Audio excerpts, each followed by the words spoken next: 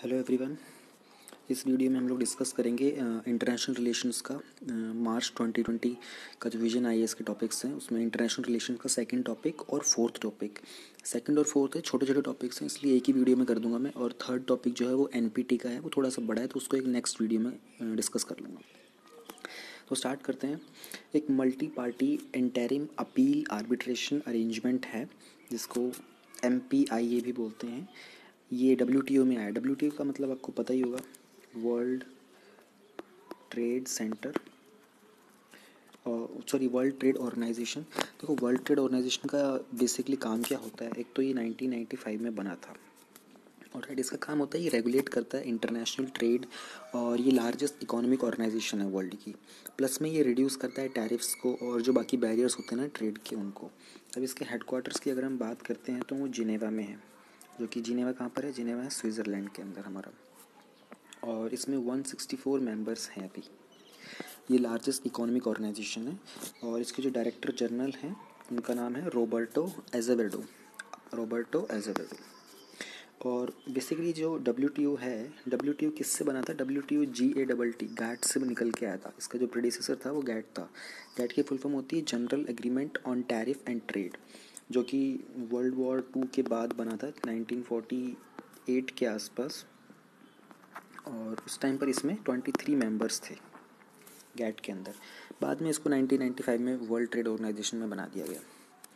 अब ये न्यूज़ में क्यों है, क्योंकि कुछ मेंबर्स हैं WTO के जो कि कंट्री मेंबर्स होते हैं, उन्होंने एक एस्टेब्लिश किया है MPIA को। ये एक आर्बिट्रेशन अरेंजमेंट है। बेसिकली एक आर्बिट्रेशन मतलब जो डिस्प्यूट्स वगैरह सॉल्व करेगा।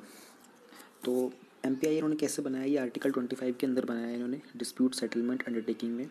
और इसको सेटअप किया गया WTO की डिस्प्यूट सेटलमेंट बॉडी जो है उसको डिसफंक्शनल हो गई है इसलिए। और US ने डिसाइड किया था कि वो अपॉइंटमेंट जो जजेस की है उसे रोक देगा। ये क्या करता है, ये आर्बिट्रेशन प्रोवाइड करता है एपेलेट बॉडी को। एपेलेट बॉडी क्या है, इसका हम नीचे डिस्कशन करेंगे। और आर्बिट्रेशन प्रोवाइड करता है मतलब मध्यस्थता प्रोवाइड करता है, एक मीडिएटर की तरह काम करता है उसमें। इसकी जो फाइनल आर्बिट्रेशन होती है वो बाइंडिंग होती है और नोटिफाइड की जाती है डिस्प्यूट सेटलमेंट बॉडी को, जिसका शॉर्टकट है DSB। और ये एपेलेट बॉडी की रिपोर्ट से अलग होती है। MPIA को कोई भी WTO का मेंबर यूज़ कर सकता है। और जिस टाइम पे एपेलेट बॉडी फंक्शनल नहीं है, बेसिकली एपेलेट बॉडी और MPIA क्या है, ये कि कोई भी डिस्प्यूट हो रहा होता है ना, तो उसके सेटलमेंट के लिए बॉडी बनाई जाती है, कुछ मेंबर्स की होती हैं। ये लोग सेटलमेंट पे काम करते हैं कि भाई किसी कंट्री का ट्रेड का इशू है, सपोज जैसे US और चाइना का ट्रेड वॉर हो रहा था, तो उनके बीच सेटलमेंट करने के लिए एपेलेट बॉडी होती है WTO में। तो जब WTO की एपेलेट बॉडी अवेलेबल नहीं है तो उस टाइम पर MPIA काम करेगा। और ये DS डिस्प्यूट सेटलमेंट जो सिस्टम है WTO का, ये क्या है, ये एक मैकेनिज़्म है जो कि रिजॉल्व करता है ट्रेड डिस्प्यूट्स को मेंबर स्टेट्स के बीच में। ये पॉलिटिकल नेगोशिएशन भी करता है और एडजुडिकेशन भी करता है डिस्प्यूट रेजोल्यूशन के अंदर। एडजुडिकेट करने का मतलब जो डिस्प्यूट का रेजोल्यूशन होता है उसका फाइनल डिसीजन भी यही ले लेता है। ये जो उरुग्वे राउंड नेगोशिएशंस हुए थे 1986 और 1994 में, उसके बाद ये क्रिएट किया गया था DSS, जो डिस्प्यूट सेटलमेंट सिस्टम है।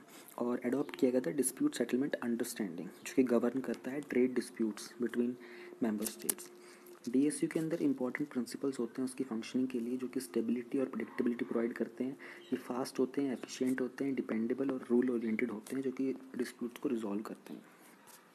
अब हम बात करते हैं डिस्प्यूट सेटलमेंट बॉडी DSB की। DSB, DSS, ये अलग अलग हैं।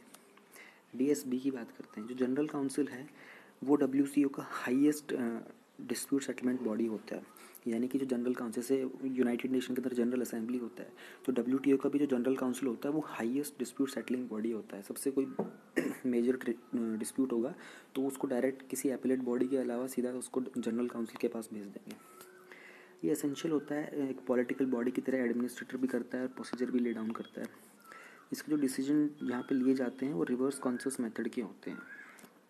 अब जो हम बात कर रहे थे एपेलेट बॉडी की, एपेलेट बॉडी क्या होती है, 7 मेंबर्स की एक बॉडी होती है और इनको अपॉइंट करते हैं DSB के लिए 4 साल के लिए, DSB के थ्रू 4 साल के लिए। ये फॉलो करती हैं पॉजिटिव कंसेंसस मैकेनिज्म। और अच्छा, एक चीज़ मैं ऊपर बताना भूल गया, ये जो एग्रीमेंट है MPIA वाला, इसको generally EU, Australia, Brazil, Canada, China, Chile इन्होंने बनाया है। इंडिया और US के भी पार्ट नहीं बने हैं अभी। इसका नीचे लास्ट का पॉइंट ये देखो, US ने कहा है कि वो कंप्लीट ओवरहॉल चाहता है डिस्प्यूट रेजोल्यूशन सिस्टम का, यानी कि वो चाहता है कि इसको पूरा का पूरा काया पलट दी जाए इसकी काइंड ऑफ, और इसकी पूरी जांच की जाए ये जो डिस्प्यूट रेजोल्यूशन सिस्टम की, क्योंकि उन्होंने नोटिस किया है कि ये चाइना को और बाकी कंट्रीज़ को ना अनफेयर ट्रेडिंग की प्रैक्टिसेस को अलाउ कर रहा है। तो ये था हमारा ये टॉपिक। NPT मैंने आपको बोला कि अलग टॉपिक में एक्सप्लेन करूँगा, थोड़ा सा बड़ा टॉपिक है, तो हम सीधा डायरेक्ट 2.4 पे चलते हैं। 2.4 में क्या है हमारे पास, इंडियन ओशन कमीशन के बारे में बात की जा रही है। इंडिया एक ऑब्जर्वर बन गया है इंडियन ओशन कमीशन का। इंडियन ओशन कमीशन एक इंटर गवर्नमेंटल ऑर्गेनाइजेशन है जिसको पोर्ट लुइस डिक्लेरेशन में बनाया गया था 1982 में। इसको इंस्टीट्यूशनाइज किया था सेशेल्स के अंदर 1984 में। सेशेल्स आपको पता होना चाहिए एक ग्रुप ऑफ आइलैंड है, आर्कीपिलागो बोलते हैं ग्रुप ऑफ आइलैंड्स को। और सेशेल्स के अंदर 115 आइलैंड्स होते हैं। ये है कहाँ पर, ये जो हमारा अफ्रीकन कॉन्टिनेंट होता है ना, इसके इधर ईस्ट पार्ट पे है। ऑलराइट।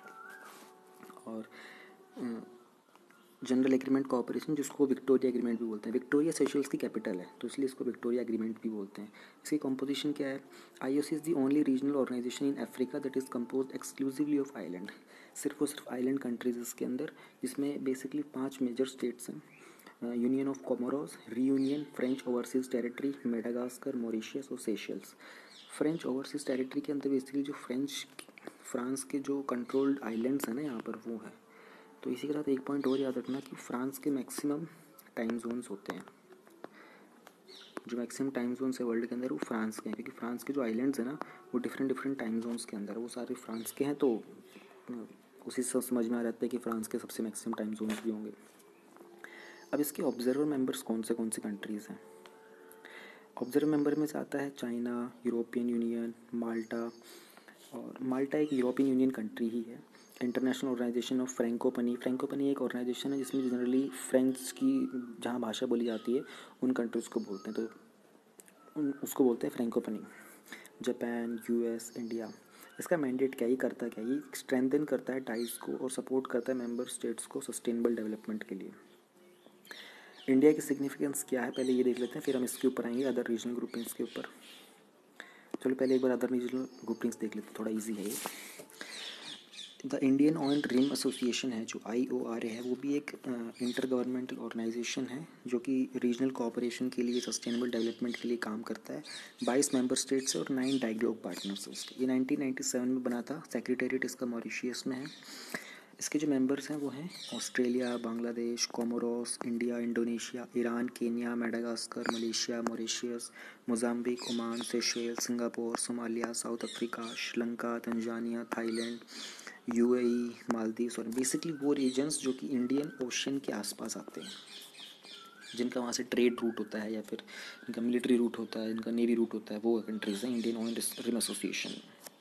ये जो major priority focus area fisheries के ऊपर, blue economy, women's economic empowerment, maritime safety security, उस पर फोकस करता है। फिर हमारा एक आता है Indian ocean naval symposium IONS। ये भी एक वॉलेंट्री इनिशिएटिव है जो कि मैरीटाइम कोऑपरेशन को इंक्रीज़ करता है लिटोरल स्टेट्स के लिए। लिटोरल स्टेट्स वो होते हैं जिनके पास वो होता है कोस्ट होता है, तो जैसे कि केरला एक लिटोरल स्टेट है, और गुजरात एक लिटोरल स्टेट हो गया, फ्लोरिडा एक लिटोरल स्टेट हो गया, कोलंबिया एक लिटोरल स्टेट हो गया है, जिनके बेसिकली वो एरियाज जो ओशियन के कोस्ट पे होते हैं। तो इसमें ये 24 मेंबर्स का स्टेट है, इसमें 8 ऑब्जर्वर्स हैं। 2008 में बना था ये IONS जो है, और ये ह्यूमैनिटेरियन असिस्टेंस के लिए है, डिज़ास्टर रिलीफ भी प्रोवाइड करता है। इसी के साथ एक चीज़ और भी होती है, सागर जिसको हम बोलते हैं। सागर 2015 में गया था जब प्राइम मिनिस्टर जो थे हमारे नरेंद्र मोदी, वो मॉरिशियस गए थे, तो उन्होंने सागर को टर्म को कॉइन किया था। सागर की फुल फॉर्म है security and growth for all in the reason.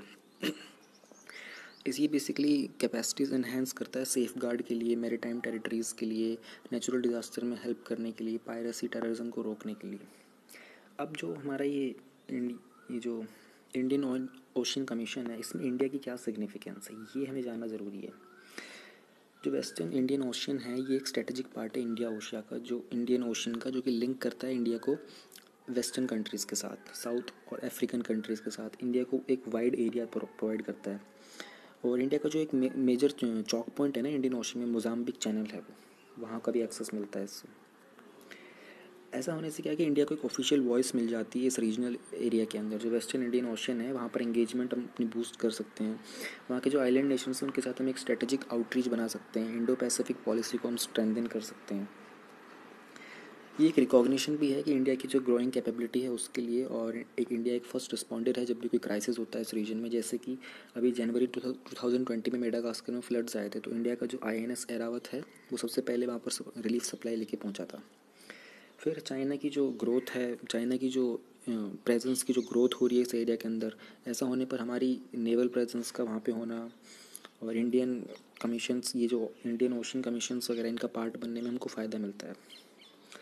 ये जो मूव है ये ग्रेटर सिक्योरिटी कोऑपरेशन भी प्रोवाइड करता है, क्योंकि जब हमने सागर को प्रोवाइड किया था तो उसका मतलब ये था, सागर 2015 में जब हम लोगों ने बनाया था तो उसका मोटिव ये था सिक्योरिटी और ग्रोथ प्रोवाइड करना। फिर ये एनहेंस करता है एंगेजमेंट विद फ्रांस, जो कि एक स्ट्रॉन्ग ग्लोबल पावर है और वेस्टर्न इंडियन ओशन में उसके जो आइलैंड्स वगैरह है वहाँ पे उसकी प्रेजेंस भी है। तो ये 2 टॉपिक हो गए इंटरनेशनल रिलेशंस के। टोटल 4 टॉपिक थे, एक हम पहले कर चुके हैं, 2 अभी कर लिए और एक की वीडियो अभी थोड़ी देर में आपको और अपलोड हो जाएगी।